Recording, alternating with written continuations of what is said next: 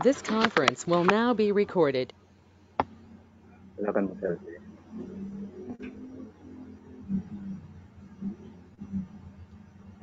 Halo, tes. Ya, silakan Bu Selvi. Silakan dimulai perkuliahannya. Baik. Materi.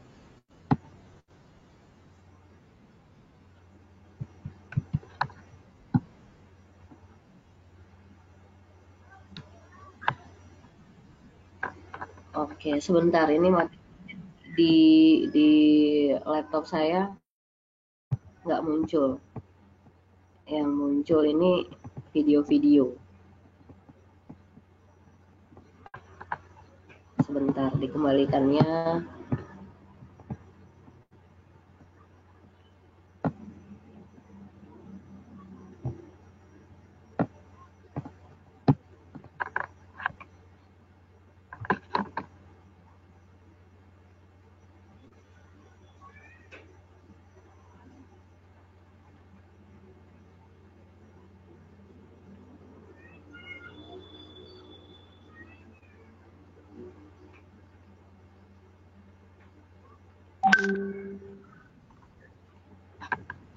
Video itunya, videonya tolong dikecilkan saja, Ya, Bu. saya Langsung aja PowerPoint-nya yang dilihat dan langsung dijelaskan. Ini kita sudah memperhatikan.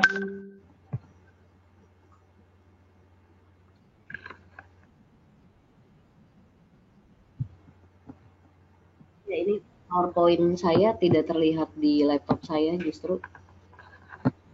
Bu Selvi itu GoTo Meeting-nya yang terlihat ini justru malah GoTo Meeting-nya ya, oke, sudah terlihat. Ya, bisa dimulai ya. Silakan dimulai. Halo. Ya, silakan langsung dimulai Bu Selvi. Halo, apa suara saya sudah terdengar? Sudah terdengar. Silakan dimulai langsung. Slide-nya mungkin bisa dikecilkan dulu karena saya tidak bisa melihat materi saya.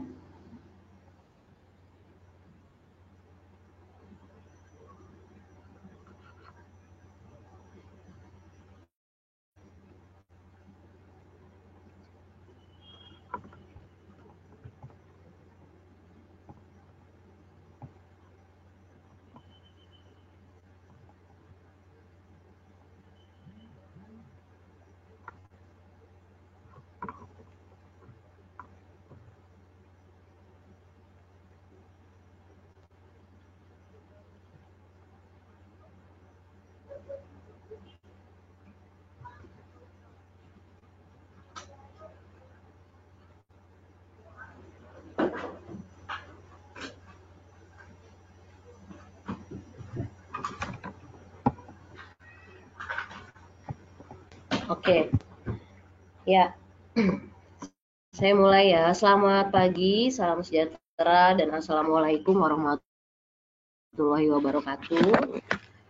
Pertama-tama saya mengucapkan terima kasih untuk Kapin yang telah menyelenggarakan kuliah kolaboratif online yang disadur dari buku Psikologi Indonesia dengan berbagai tema, berbagai penulis, dan mengangkat tentang isu-isu yang terkait dengan psikologi Indonesia. Pada kesempatan ini, saya beserta dengan dua rekan saya menulis salah satu tema di buku Psikologi Indonesia yang berjudul Instrumen Pengukuran Penelitian Psikologi di Indonesia. Namun pada kesempatan saat ini, saya mewakili dua rekan saya yang kebetulan hari ini berhalangan hadir, yaitu Bapak Kuncono Teguh Yunanto dan Bapak Eko Menarno yang saat ini sedang menguji promosi doktor. Jadi pada kesempatan ini saya yang mewakili mereka berdua. Baik, saya ucapkan terima kasih kepada rekan-rekan yang berkenan untuk mengikuti perkuliahan online pada hari ini, sudah memberikan waktunya, sehingga kita bisa belajar sama-sama tentang instrumen pengukuran penelitian psikologi di Indonesia. Baik, kita mulai dari pengukuran penelitian psikologi. Ya, Dalam penelitian psikologi, alat ukur ini memegang peranan yang penting. Mengapa?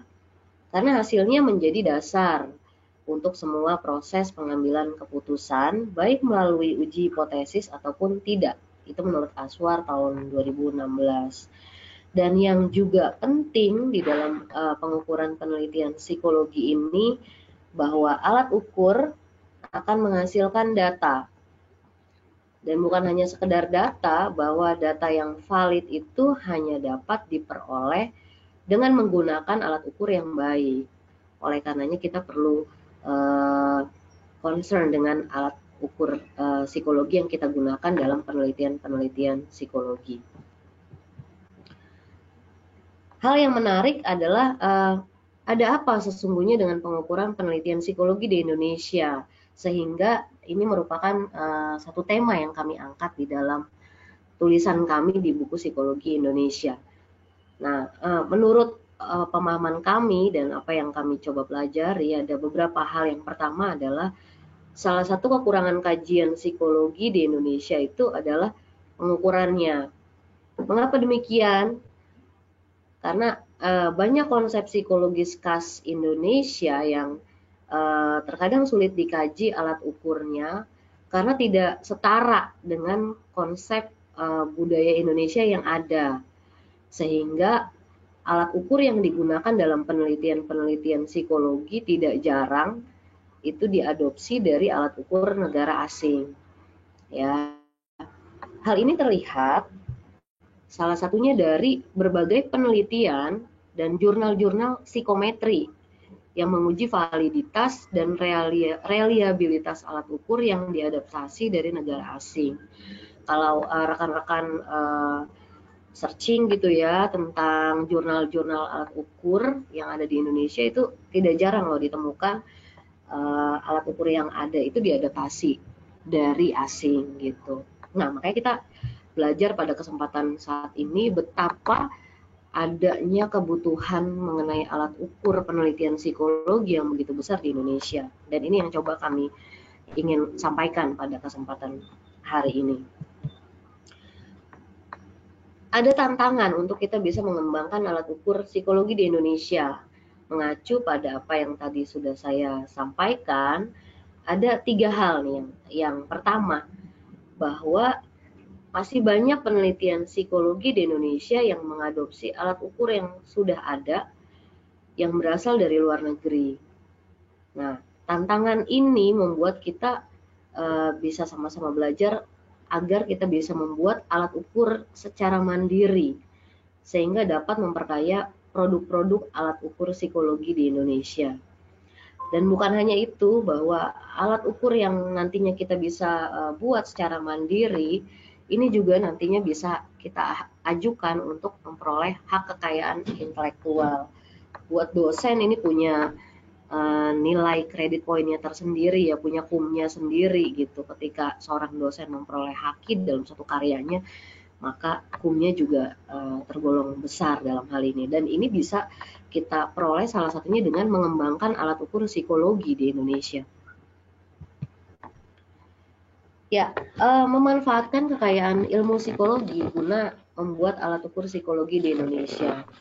Rekan-rekan, sebagai suatu ilmu, kita sama-sama tahu bahwa psikologi itu kaya akan teori-teori yang dikemukakan oleh para tokoh untuk menjelaskan tentang perilaku manusia. Dan dari teori-teori itu, kemudian para peneliti ilmu psikologi mengembangkannya menjadi alat ukur. Sebut saja siapa yang teman-teman tahu. Misalnya teori self-efficacy dari Albert Bandura. Ini satu teori yang sudah lama dan variabelnya sendiri sudah banyak sekali dipakai dalam penelitian-penelitian psikologi. Atau misalnya teori 5 Model of Personality dari McRae and De Costa ya. Ini juga merupakan salah satu variabel psikologi yang teori ini itu banyak dipakai dalam pengukuran-pengukuran psikologi. Atau misalnya teori parenting style dari Baumritt ya. Ini juga banyak dipakai dalam penelitian psikologi yang meneliti mengenai pola asuh. Dan pastinya masih banyak teori-teori yang lainnya yang kemudian dikembangkan menjadi aspek-aspek psikologis dan kemudian dimanifestasikan dalam bentuk item-item pernyataan sehingga menjadi alat ukur pada suatu variabel psikologis tertentu. Ya. Jadi dengan kekayaan ilmu psikologi dalam bidang teori-teori psikologi itu sendiri, kita bisa memanfaatkannya menjadi alat ukur psikologi yang sebetulnya bisa menjadi lebih beragam lagi gitu, dan kemudian itu bisa kita kembangkan dalam penelitian-penelitian psikologi di Indonesia. Nah, mengacu pada hal itu, coba kita lihat potret tentang penyelenggara pendidikan psikologi Indonesia dari berbagai perguruan tinggi yang ada di Indonesia. Saya dan bersama 2 rekan saya mencoba mencari data ini, kami menemukan bahwa tercatat sebanyak 235 program studi psikologi mencakup S1, S2, dan S3 dari berbagai universitas di Indonesia.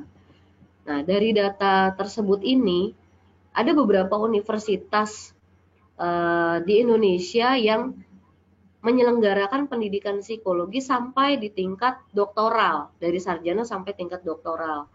Antara lain Universitas Indonesia, Universitas Pajajaran, Universitas Airlangga, itu merupakan universitas-universitas negeri yang sudah melaksanakan atau menyelenggarakan pendidikan psikologi dari tingkat sarjana sampai tingkat doktoral.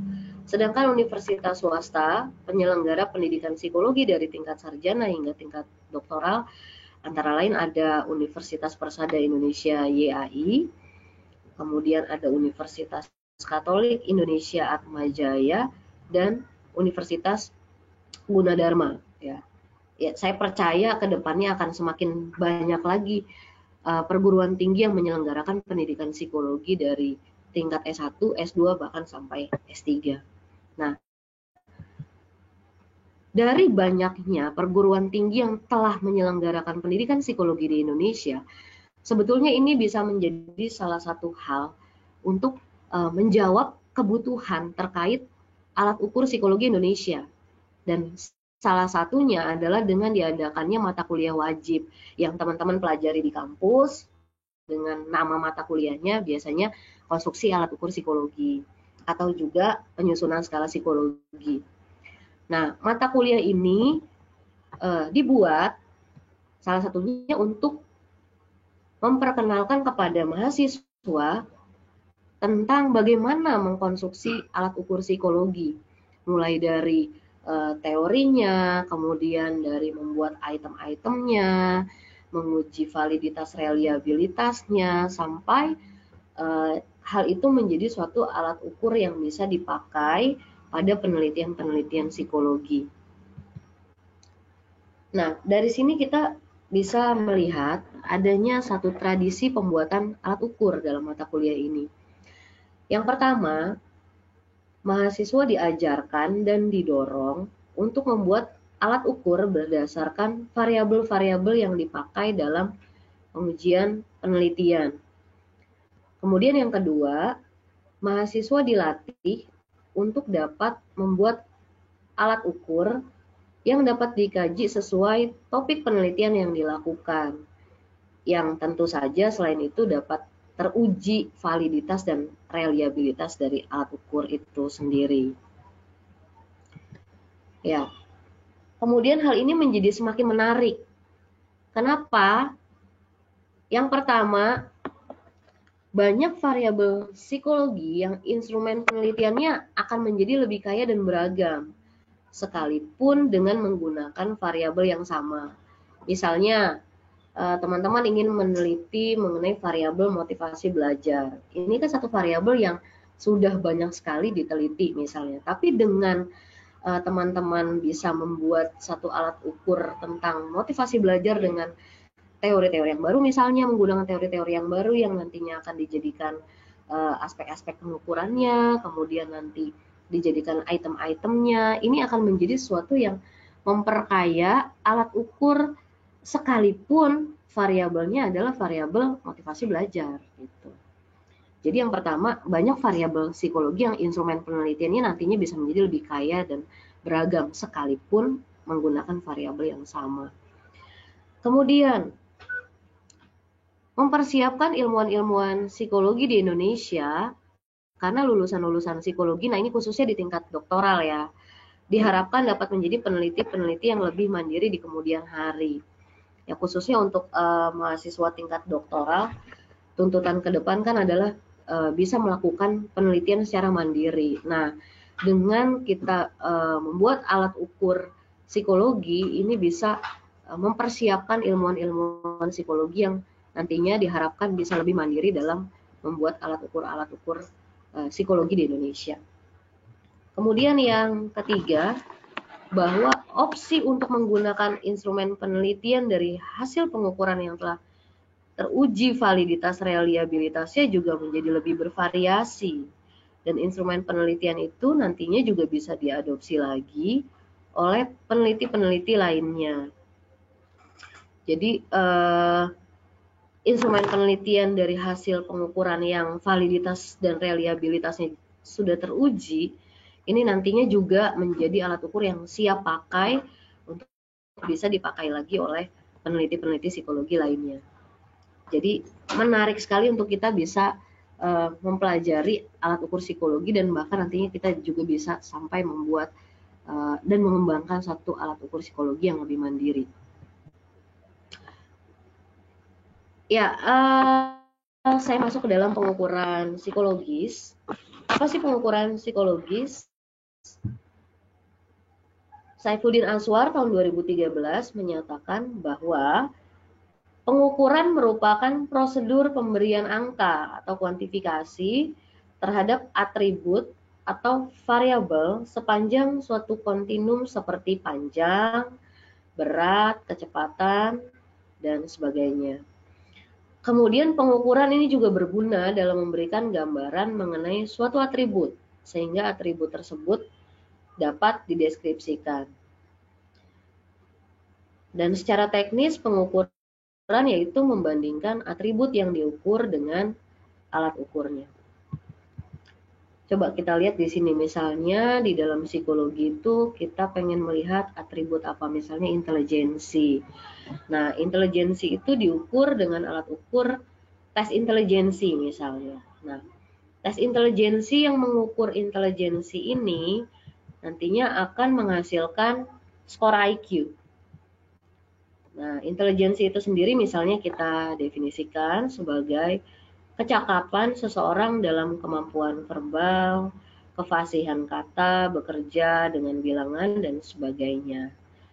Kemudian dari tes IQ atau tes intelijensi yang digunakan untuk mengukur intelijensi tersebut selanjutnya akan menghasilkan skor IQ.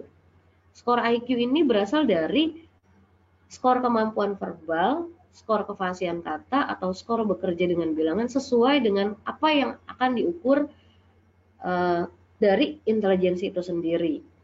Nah, kemudian muncul satu pertanyaan, satu diskusi bahwa atribut intelijensi yang nantinya akan menghasilkan skor IQ dan kemudian diukur dengan tes intelijensi ini, apakah betul-betul sudah memiliki kesepadanan bahwa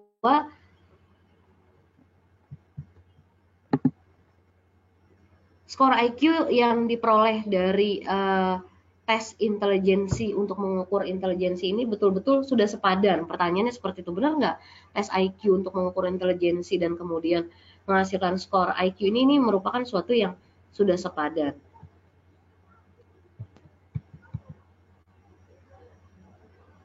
Pertanyaan berikutnya tentang seberapa baik kesepadanan atribut dan alat ukurnya ini akan terkait dengan validitas dan reliabilitas.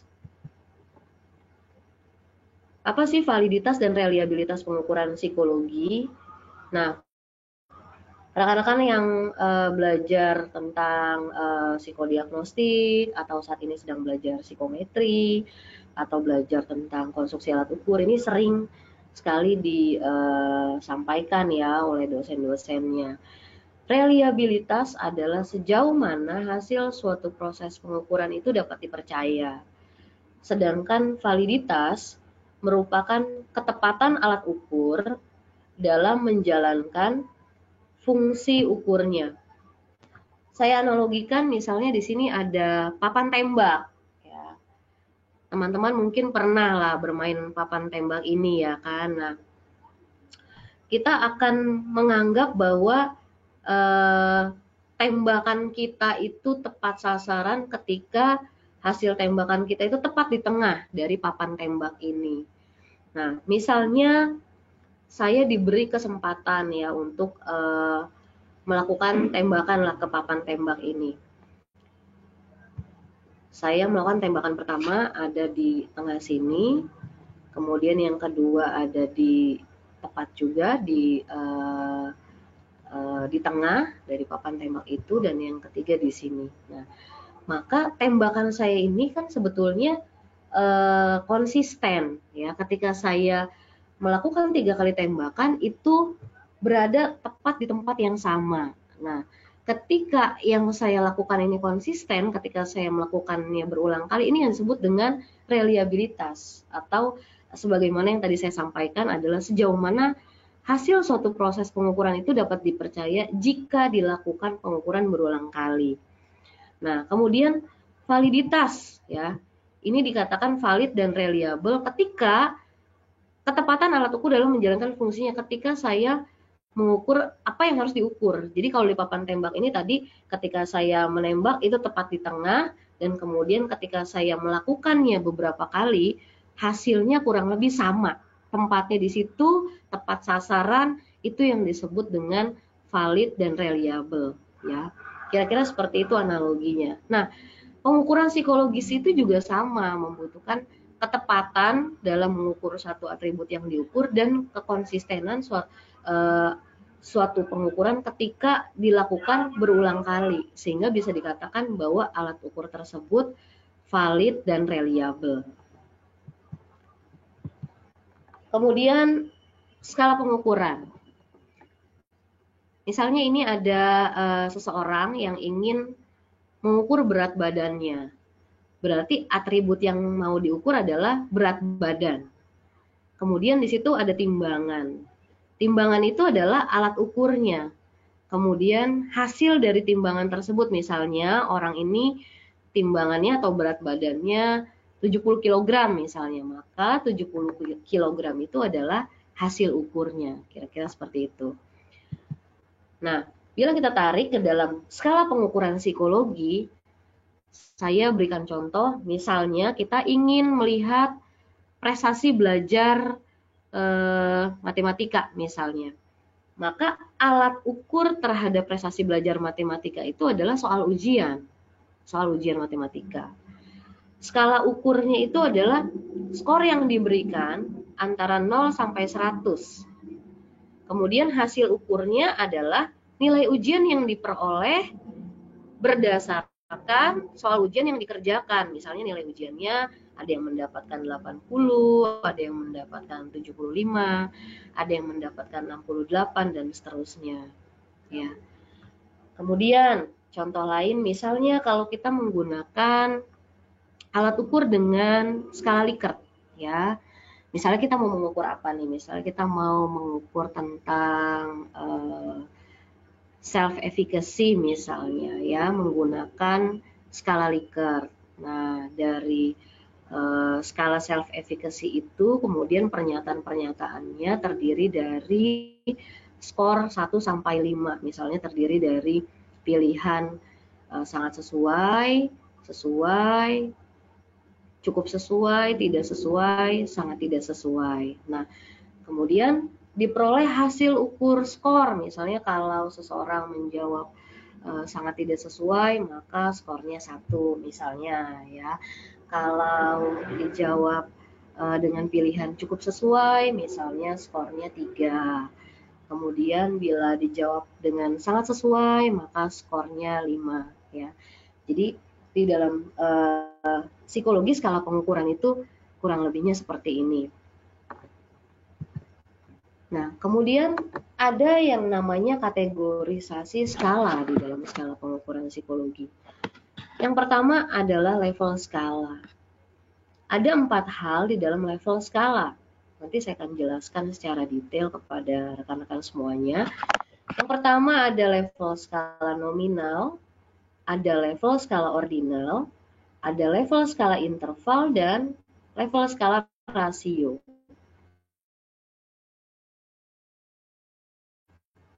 Skala juga ada tipe skala. Nah, tipe skala ini biasa dipakai ketika kita menyebarkan suatu instrumen penelitian saat kita melakukan penelitian psikologi yang kemudian direspon oleh partisipannya. Tipe skala ada mencakup skala Likert, skala Thurston, skala semantik diferensial, dan skala Goodman. Coba kita lihat satu persatu dari level skala dulu ya. Nah, yang pertama adalah level skala nominal. Level skala nominal ini digunakan untuk data yang bersifat kategorisasi atau menunjukkan satu identitas tertentu. Misalnya jenis kelamin, ya, agama, suku, atau NIM ya, nomor induk mahasiswa dan sebagainya yang mengacu kepada identitas ya atau kategorisasi terhadap diri seseorang. Nah, itu masuk ke dalam level skala nominal. Level skala nominal ini juga sifatnya untuk membedakan. Kemudian yang kedua adalah level skala ordinal. Level skala ordinal ini bersifat perjenjangan dan kemudian jarak antar jenjangnya tidak sama. Misalnya ranking di kelas, ada ranking 1, ranking 2, ranking 3. Kemudian prestasi olahraga, nilai huruf pada perkuliahan, misalnya teman-teman ada yang kuliah dan kemudian dapat nilai A, B, C, D atau nilainya E ya. Itu masuk ke dalam level skala ordinal. Jadi sifatnya berjenjang seperti ranking di kelas tadi, prestasi olahraga, nilai huruf pada perkuliahan dan sebagainya. Kemudian level skala interval. Level skala interval ini sifatnya berjenjang dan tidak memiliki nilai nol mutlak. Misalnya nilai ujian, skor IQ atau IPK. Kenapa nilai ujian? Misalnya begini ya, teman-teman dapat nilai misalnya ya, ini hanya misalnya 0 gitu kan. Nah, bukan berarti nilai 0 itu dia betul-betul 0 gitu, nggak memiliki kemampuan apa-apa gitu.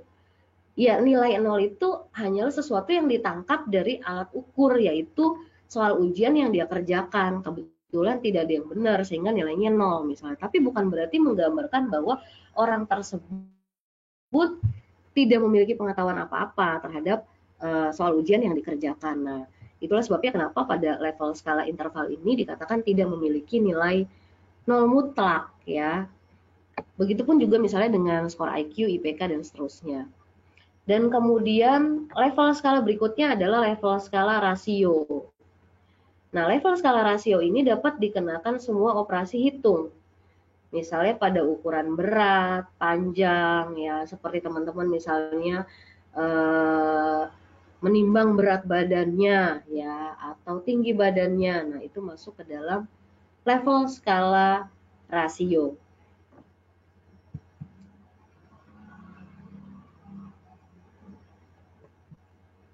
Nah, dalam kategorisasi skala yang sudah saya sampaikan tadi, yang pertama adalah level skala. Kemudian juga ada tipe skala. Tadi saya sudah sampaikan bahwa tipe skala itu ada misalnya skala Likert. Nah, ini yang teman-teman lihat dalam slide. Contoh dari skala Likert itu seperti ini ya yang tertampil. Misalnya ada pernyataan tertentu dan kemudian ada pilihan jawabannya. Bisa terdiri dari sangat sesuai, misalnya netral, tidak sesuai, sampai sangat tidak sesuai. Kemudian tipe skala yang selanjutnya adalah skala Thurston. Skala Thurston ini berbentuk seperti yang ada di slide atau yang teman-teman lihat, misalnya ada satu statement, kemudian ada pilihan, misalnya dari skor 1 sampai 11 yang teman-teman pilih. Misalnya saya bekerja dengan penuh semangat, itu teman-teman pilih skornya menurut teman-teman itu di mana gitu ya, apa misalnya kalau semangat berarti misalnya 8 skornya, atau 9 misalnya sangat semangat, 10, 11 dan seterusnya. Kemudian tipe skala berikutnya adalah skala semantik diferensial. Nah, ini bentuk dari pilihan jawabannya merupakan dua kata sifat yang berlawanan. Misalnya di sini saya kasih contoh, saya ingin mengukur tentang keterlibatan ayah dalam pengasuhan. Kemudian saya membuat satu pernyataan, ayah saya misalnya. Kemudian di situ ada pilihan ya, mengabaikan atau mendengarkan, meninggalkan atau bertanggung jawab, melarang atau mendukung. Nah, nanti kemudian kita pilih sesuai dengan pilihan-pilihan jawaban yang ada ya, yang berdasarkan dua kata sifat yang berlawanan ini. Kemudian yang selanjutnya adalah skala Goodman. Nah, skala Goodman ini pilihannya hanya dua biasanya ya. Misalnya, apakah Anda mengerti materi yang diajarkan dosen? Ya atau tidak. Ya. Atau kemudian kita bikin item, apakah Anda puas melakukan belanja online misalnya? Ya atau tidak. Jadi pilihan jawabannya tidak seperti tipe skala yang lainnya gitu, yang rentang pilihannya lebih banyak. Jadi pada skala Goodman ini lebih sedikit pilihan jawabannya. Ya, kita diskusi dari level skala yang sudah disampaikan dan kemudian juga tipe-tipe skala tadi. Kira-kira level skala apa sih yang terkandung dalam skala Likert? Apakah skala Likert ini masuk dalam level skala nominal, ordinal, interval, atau rasio? Nah, coba kita diskusikan sama-sama. Teman-teman nanti boleh kasih pendapat. Ya, kenapa sih contohnya skala Likert? Ya, skala Likert ini banyak sekali dipakai pada penelitian-penelitian psikologi, walaupun tidak menutup kemungkinan juga ada tipe skala lainnya yang dipakai dalam penelitian psikologi. Tapi yang sering kali kita lihat pada skala Likert itu adanya opsi tengah misalnya ya. Ada satu statement nih yang kita buat dalam skala Likert, kemudian ada pilihan jawaban sangat sesuai, cukup sesuai, atau netral gitu ya, tidak sesuai, dan sangat tidak sesuai. Nah, coba kita lihat sama-sama. Apakah itu penting atau tidak perlu? Ya. Jadi pada awalnya Likert menyarankan adanya pilihan respon di tengah dengan 5 kategori. Adanya kategori di tengah ini untuk memfasilitasi responden yang memiliki trait sedang. Ya. Namun kemudian ini menurut Widiarso tahun 2010, skala Likert dengan opsi tengah dengan yang tidak melibatkan opsi tengah sebetulnya tidak memiliki perbedaan yang berarti. Hal ini dinyatakan bahwa korelasi skor antar variabel yang dihitung menyediakan titik tengah dengan yang tidak menyediakan titik tengah itu memiliki korelasi yang tinggi antara 0,94 sampai dengan 1, yang berarti skor yang dihasilkan sama dan validitasnya juga tidak akan berubah. Jadi dengan kata lain, ke depannya bila kita ingin menggunakan skala Likert, mau skala tersebut melibatkan opsi tengah yang biasanya namanya pilihan jawabannya itu netral ya, atau cukup sesuai, atau apalah yang di tengah itu, atau kita tidak ingin melibatkan opsi tengah pada skala Likert, sebetulnya kalau menurut bahasan ini tidak memiliki perbedaan yang berarti. Mengapa demikian? Karena memiliki korelasi yang sama-sama tinggi ya, dan validitasnya juga tidak akan berubah. Nah, itu yang terkait pada opsi tengah pada skala Likert. Nah, kemudian di dalam psikologi itu sendiri juga ada yang namanya tes performansi maksimal dan tes performansi tipikal.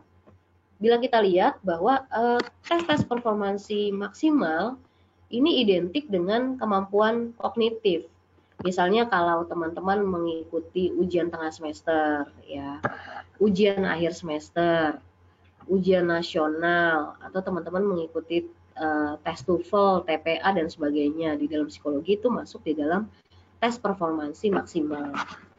Sedangkan bila teman-teman diminta untuk mengisi kuesioner penelitian ya, atau teman-teman diminta untuk mengikuti tes kepribadian. Nah, ini masuk ke dalam tes performansi tipikal.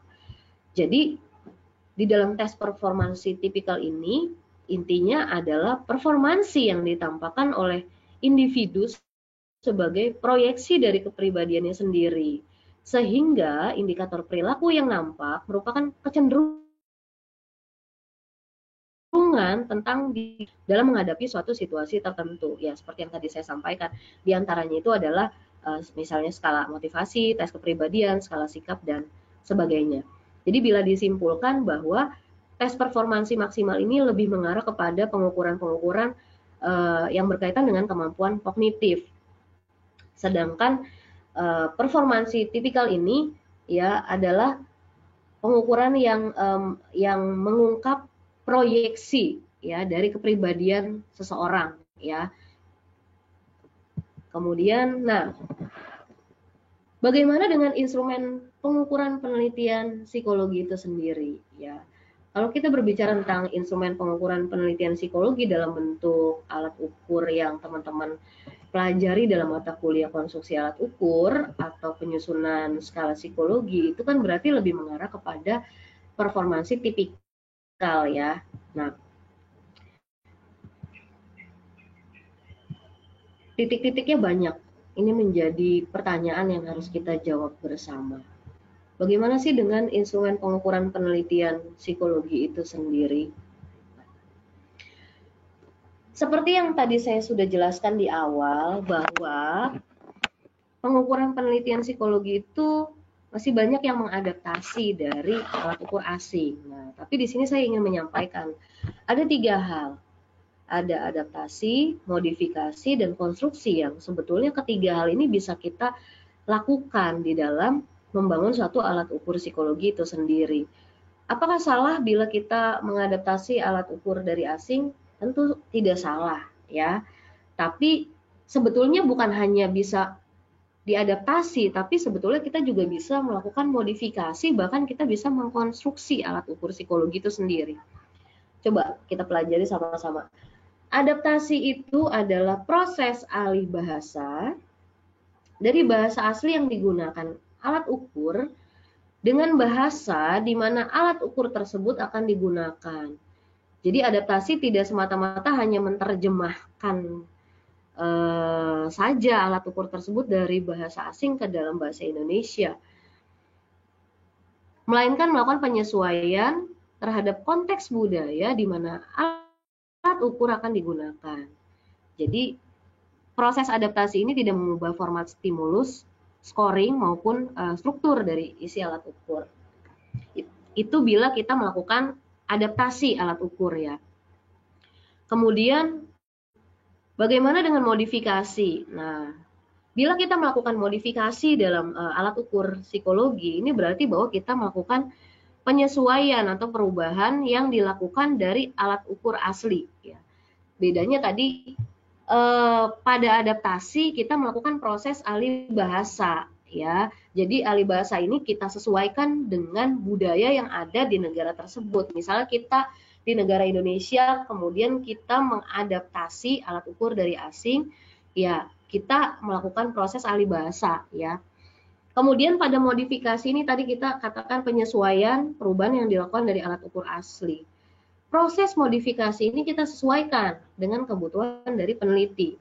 Misalnya menambahkan jumlah item dari skala asli, atau kita mengurangi jumlah item dari skala asli, atau kita mengubah format pilihan item, atau kita melakukan modifikasi dengan cara scoringnya, ya sehingga meski demikian proses modifikasi pada dasarnya tidak mengubah landasan teoritis dari skala aslinya. Jadi namanya juga memodifikasi ya, tidak mengubah landasan teoritis skala aslinya, tapi kita melakukan modifikasi terhadap hal-hal tertentu yang berkaitan dengan alat ukur tersebut. Nah, harapan kita apa terhadap alat ukur psikologi yang ada di Indonesia? Ya, bahwasannya kita tidak hanya mengadaptasi atau melakukan modifikasi, Tapi harapannya dari apa yang diajarkan di kampus pada mahasiswa-mahasiswa S1 bahkan S2 sampai S3, kita juga melakukan konstruksi, yaitu proses membuat atau mengembangkan alat ukur yang dilakukan oleh peneliti mulai dari pemilihan penetapan konstruk psikologis sampai dengan format final. Ya, menurut Azwar tahun 2000 ini diawali dengan kita melakukan identifikasi tujuan ukur. Misalnya kita memilih teori yang mendasari konstruk psikologis yang hendak diukur, kemudian kita melakukan operasionalisasi konsep, kemudian penskalaan, sampai kita memilih format stimulusnya berdasarkan tipe skala yang tadi juga sudah saya sampaikan, sampai kita melakukan penulisan item, di mana pernyataan-pernyataannya kita sendiri yang membuat, sampai akhirnya kita melakukan uji coba item untuk melihat validitas dan reliabilitasnya, sampai kemudian kita melakukan analisa item, seleksi item, dan sampai alat ukur tersebut siap untuk menjadi satu alat ukur dalam format final. Nah, ini saya rasa yang terkait dengan adaptasi, modifikasi, dan konstruksi di dalam alat ukur psikologi. Nah, dari semua yang sudah saya paparkan, ada satu harapan terkait pengukuran psikologi di Indonesia. Sebagai penutup, yang pertama adalah adanya kebutuhan psikometris untuk kita bisa terus mengembangkan pembuatan alat ukur dan tes-tes psikologi yang mandiri khas Indonesia yang dapat terus dikembangkan oleh para peneliti psikologi di Indonesia, ya.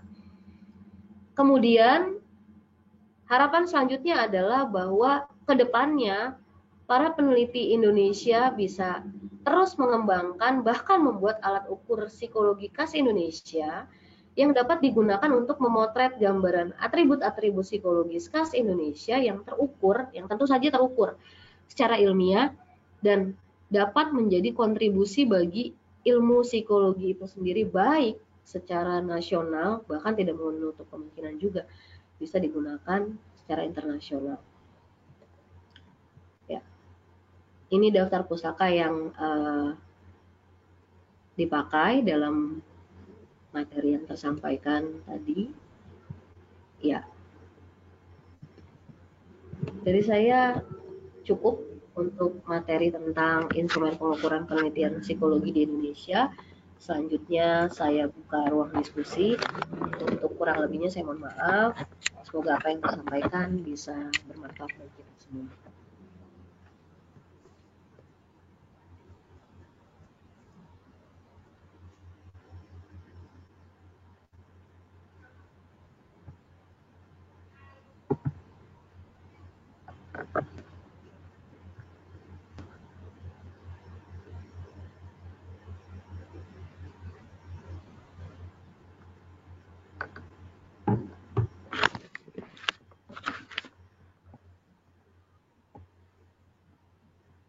Terima kasih Bu Selvi. Ya, sama-sama. Silakan jika ada pertanyaan untuk disampaikan. Tadi dari Mas Garvin, ada yang mau ditanya Mas Garvin ya? Kalau ada bisa langsung dibuka mic-nya Mas. Ya, ayo kalau mau ada diskusi.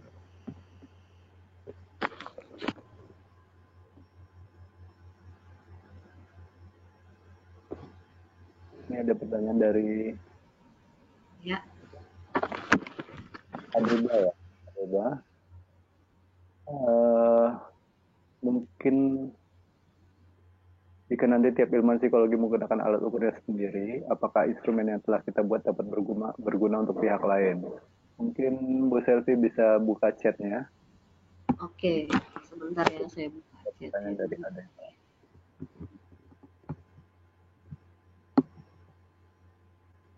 Yang paling bawah. Silakan.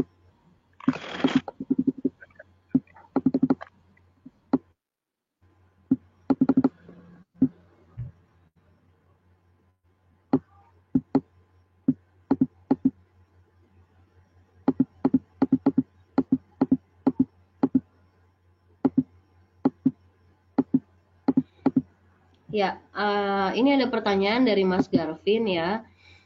Pertanyaannya adalah, jika tiap ilmuwan psikologi menggunakan alat ukurnya sendiri, apakah instrumen yang telah kita buat dapat berguna untuk pihak lain?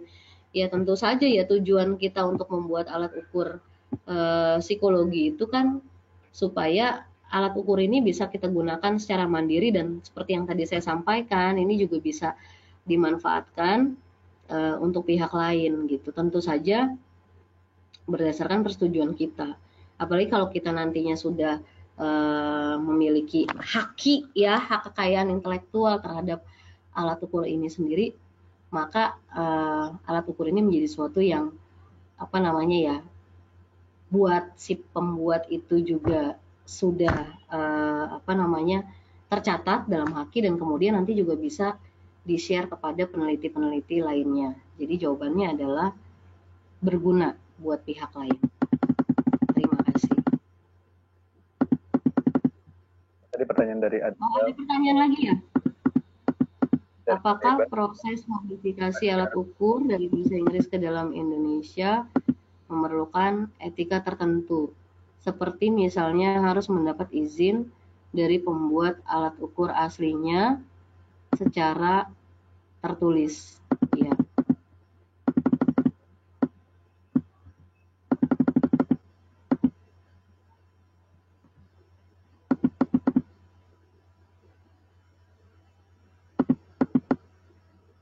Sebentar.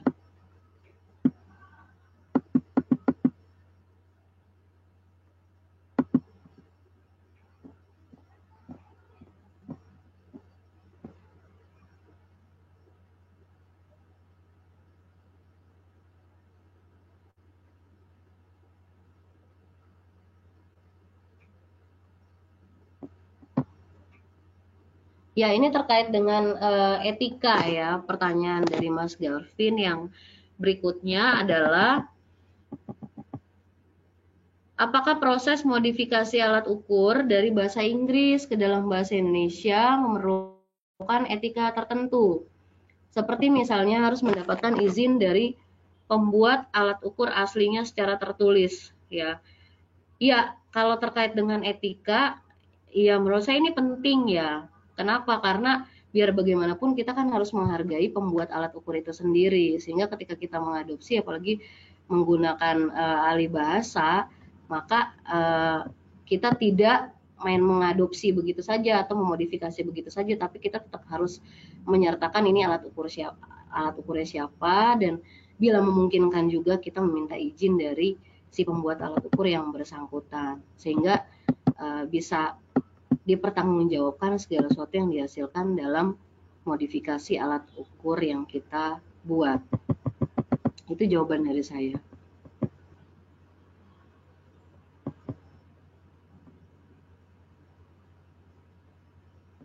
Lalu pertanyaan berikutnya ini dari Pak Mugiatno ya. Jika menggunakan alat ukur baku, apakah harus menggunakan validitas dan reliabilitas yang sudah ada, atau hitung lagi validitas reliabilitasnya? Ya.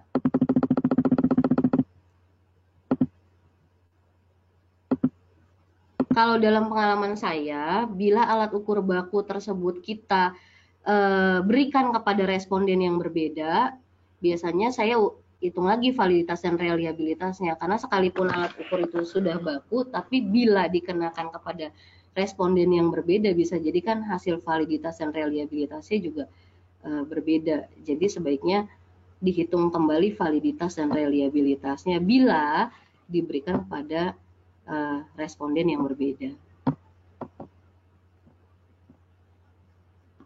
Nah, kemudian ini ada pertanyaan selanjutnya dari Mary Susanti. Jika sebuah alat tes mencapai validitas namun tidak reliable, bagaimana kualitas alat tes tersebut? Dan bagaimana jika kebalikannya? Nah ya, betul.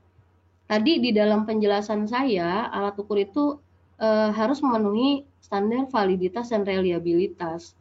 Bagaimana jika valid tapi tidak reliable, atau jika reliable tapi tidak valid? Nah, berarti alat ukur tersebut belum betul-betul bisa kita pakai. Kenapa? Karena ya balik lagi, standar dari apa yang dibutuhkan dalam satu alat ukur itu adalah memenuhi validitas dan reliabilitas ya.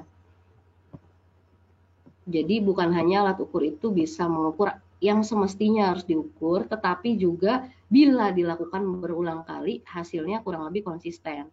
Itu maksudnya. Sehingga membutuhkan kedua halnya, validitas dan reliabilitas ya. Jadi tidak cukup hanya reliable saja tapi tidak valid, atau sebaliknya valid tapi tidak reliable.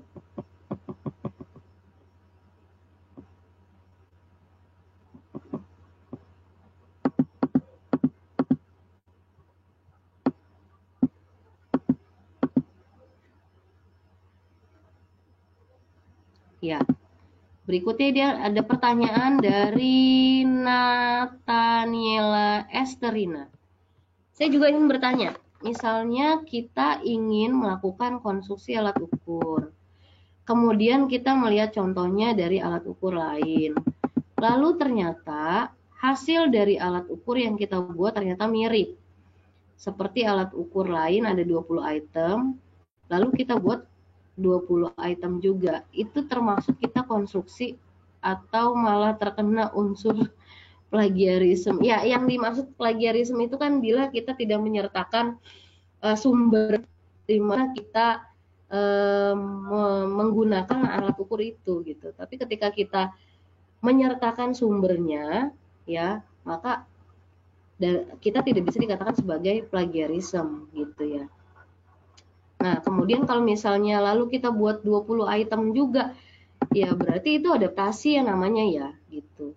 Kecuali kita membuat ulang item-itemnya, pernyataannya kita buat beda, kemudian kita uji lagi validitas reliabilitasnya. Nah, baru itu bisa masuk dalam konstruksi tadi dalam penjelasan saya. Tapi kalau misalnya itemnya sama gitu, kemudian juga pernyataan-pernyataannya juga sama, hanya lebih kepada ahli bahasa, yaitu masuknya ke dalam adaptasi alat ukur. Ya. Selanjutnya pertanyaan dari Safira. Halo, selamat siang Ibu. Ya, selamat siang Safira. Terima kasih atas penjelasannya. Perkenalkan saya Safira, mahasiswi dari UNES. Saya ingin bertanya mengenai materi yang telah Ibu berikan. Jadi begini Bu, pembuatan alat ukur psikologi Indonesia berbatasan dengan hal apa?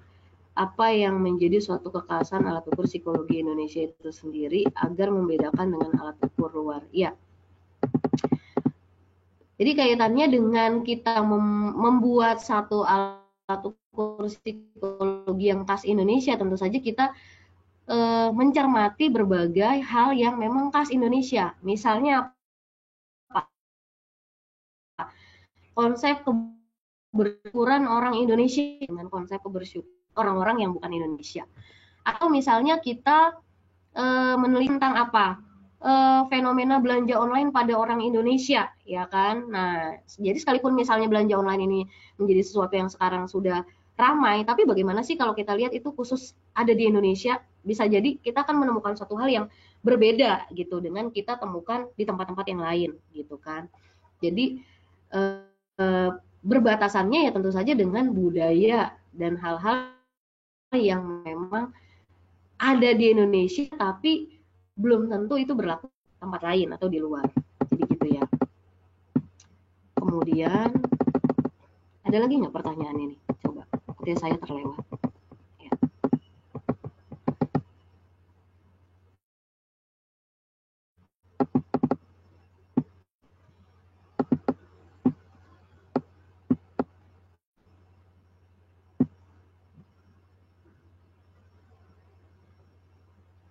Oh ya, ini ada pertanyaan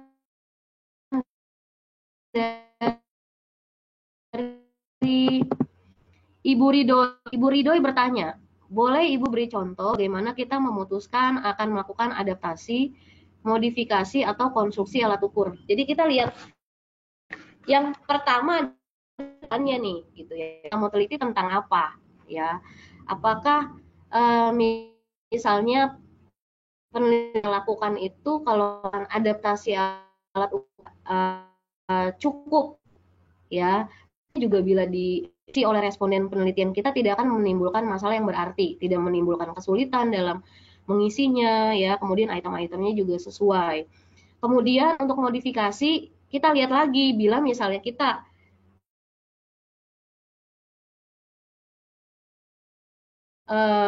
ingin dimodifikasi, misalnya bila kita tidak merubah jumlah item, mungkin bisa kita modifikasi dari pernyataan pada item itu sendiri. Atau misalnya pada alat ukur aslinya menggunakan tipe skala Likert, mungkin nggak misalnya kita modifikasi dengan tipe skala yang lain, misalnya menggunakan tipe skala semantik diferensial atau Thurston ya. Yang lainnya lah gitu.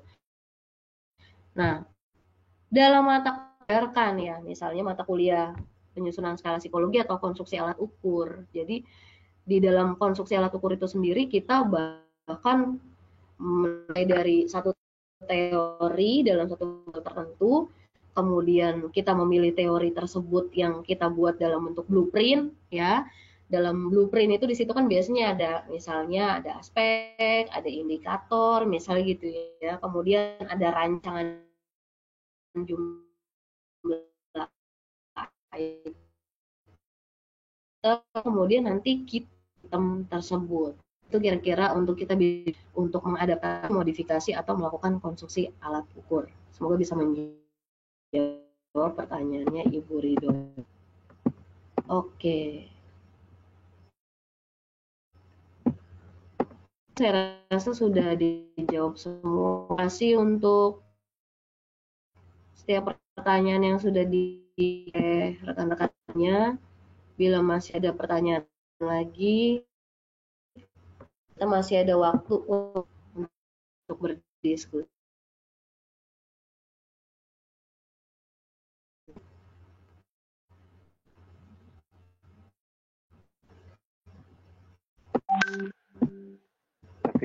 Pertanyaan dari Safira sudah saya jawab. Baik. Ada lagi mungkin yang masih mau bertanya? Ini pertanyaannya keren-keren semua loh. Ya silakan bisa ditulis di chatnya. Silakan Safira. Atau mau membuka mic-nya silakan juga bisa. Selamat siang Ibu. Halo, suara saya? Dengeran. Ya, silakan. Oh ya, tadi kan Ibu Saya nggak dengar suara bahwa... Safira, mungkin Safira bisa sambil tulis di chat saja. Oh, iya. Iya. Supaya jaringan Bu Selvi tidak terlalu bagus untuk mendengar suara ya. Di chat aja. Safira.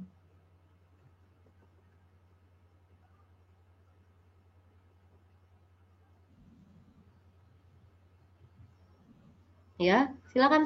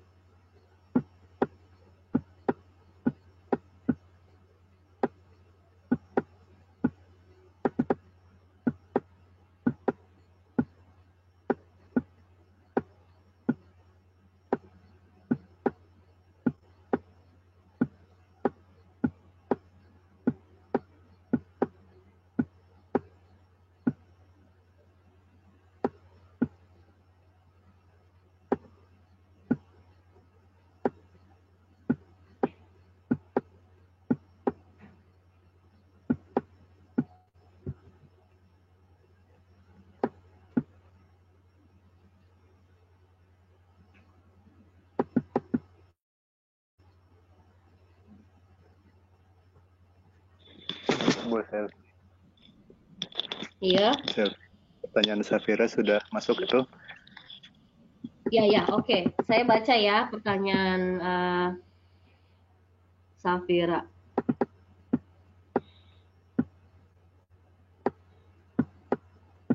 Saya baca ya.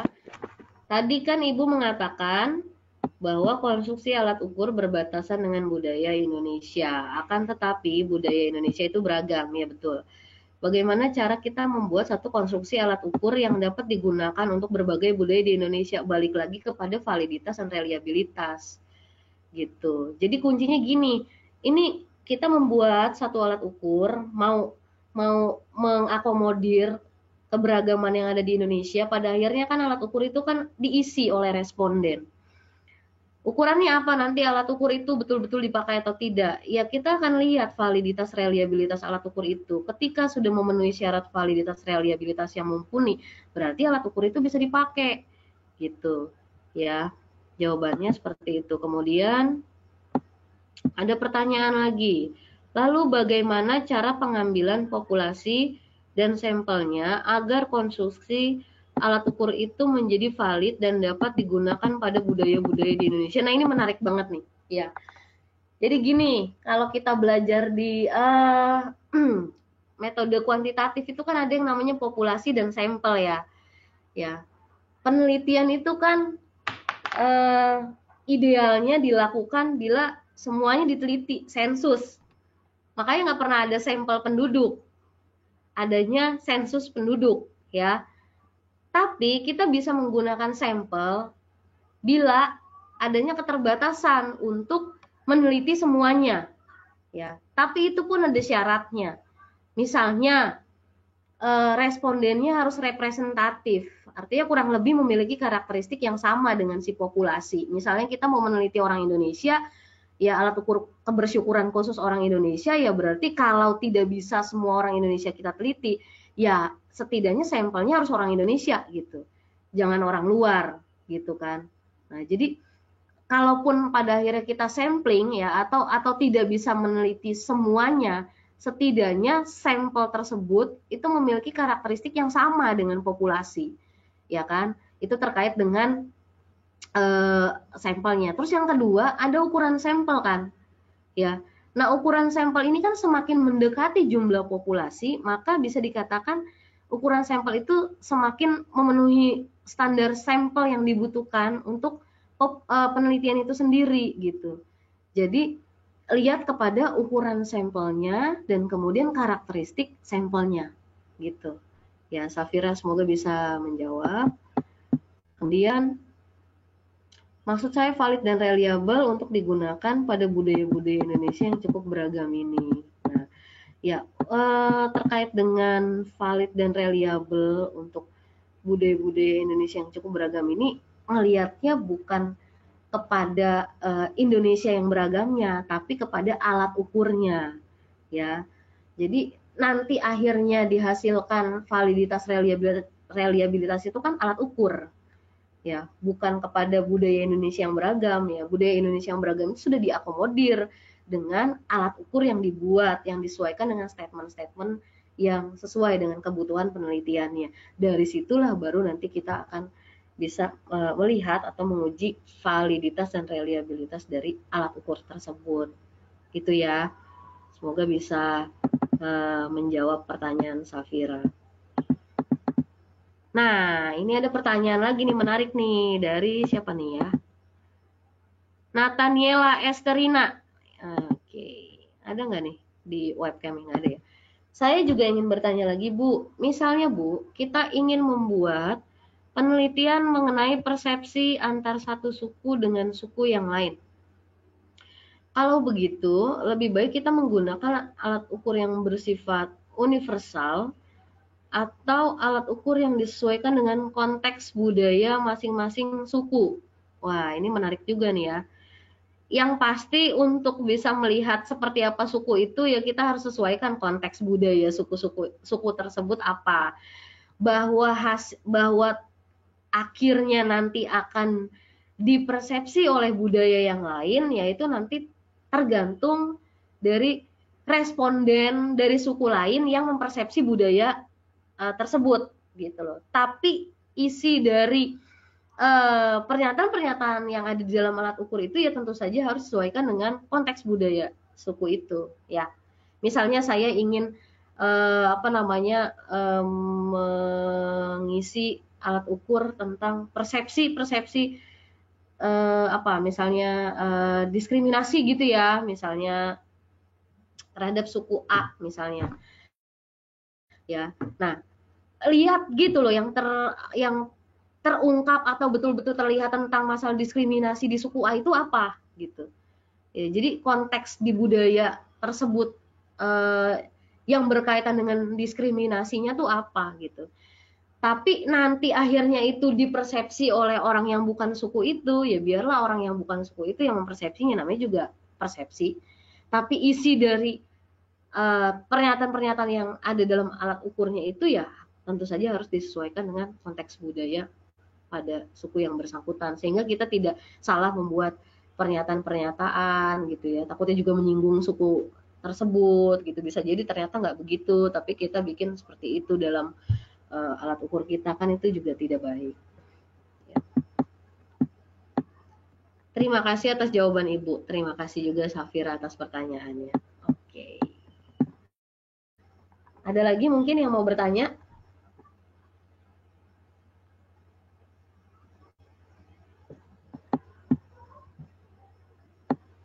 Sudah cukup? Tes. Ya.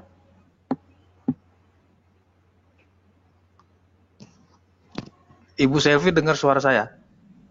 Dengar. Wah. Oh, udah. Pak Idam Cuma nih. ngetes doang. Ngetes doang. Udah di mute lagi ah.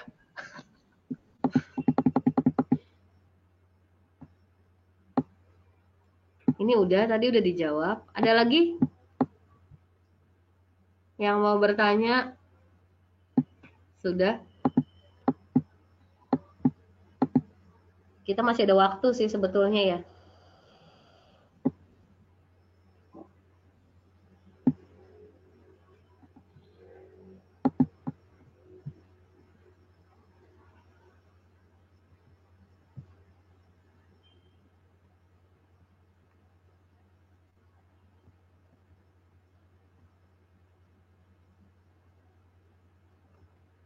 Mungkin kalau tidak ada pertanyaan, Bu Selvi bisa closing note sekitar 15 menit. Ya, oke. Ya, terima kasih buat Kapin yang sudah mengakomodir adanya perkuliahan online pada hari ini. Saya juga berterima kasih sudah diberi kesempatan untuk bisa menyampaikan materi ini, mewakili dua rekan saya yang hari ini berhalangan hadir. Saya berharap ke depannya kita bisa lebih banyak diskusi lagi, baik dari apa yang sudah saya sampaikan pada saat ini maupun juga nantinya dari materi-materi yang akan disampaikan oleh dosen-dosen lain yang juga merupakan penulis yang ada di buku Psikologi Indonesia. Saya senang sekali hari ini kita bisa berinteraksi, bisa banyak pertanyaan, dan buat saya ini satu terobosan yang dilakukan oleh Kapin untuk menjawab kebutuhan perkuliahan, pengajaran yang lebih maju lagi di Indonesia. Sukses terus buat kita semua. Sampai ketemu di lain waktu. Mohon maaf untuk segala kurangan yang ada. Selamat pagi dan salam sejahtera buat kita semua. Terima kasih.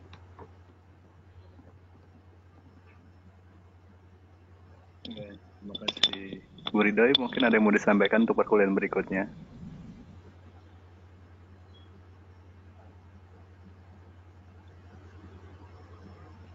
Gak kedengeran Kak Ridhoi suaranya? Halo. Iya, sudah. Baik kedengaran. Sudah kedengeran, sudah. Iya, mungkin banyak kelas kita yang lagi jalan di kampus masing-masing. Sebenarnya nih Mas, dapat laporan dari Bali, dari apa tadi, ada 2 kampus sepertinya yang banyak USU 3 kampus. Makanya kita hari ini cuma 18 peserta begitu. Masih memungkinkan untuk memberikan menonton recorded rekaman. Iya.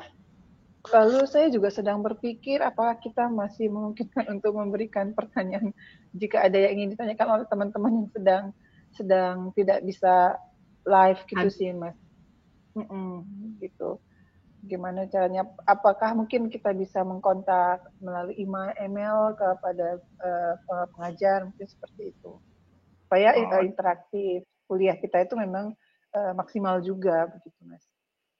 Oke, berarti nanti pertanyaan bisa lewat grup atau email ya. Mungkin Bu Selvi bisa di-share emailnya, adakah? Perlu? Oh ya, nanti bisa ya WhatsApp grup ya. Di WhatsApp grup.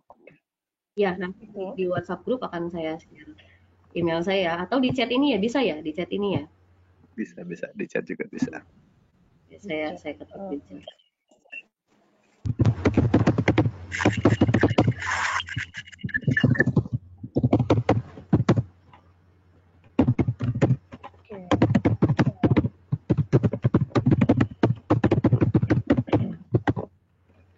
Oke, perkuliahan kita minggu berikutnya itu tanggal 3 Oktober.